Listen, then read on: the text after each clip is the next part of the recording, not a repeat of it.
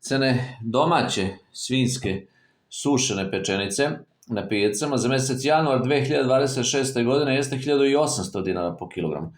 Neko kaže da je pečenica najkvalitetniji i najbolji deo sušenog svinjskog mesa. Moram da priznam da je stvarno lepa, ali ovako kada se kupuje po kilogramu, znači cena je 1800 dinara po kilogramu mjesec januar 2026. godine. Naravno, cena ponovo zavisi od mesta, ali i količine koliko se kupuje. Kada se kupi onako cela jedna velika, tu može biti i nekoliko kilograma, tada može cena biti malo i naravno niža, ali prosječna cena, ponavljam, za mjesec januar, cena domaće sušene svinjske pečenice jeste 1800 dinara po kilogramu.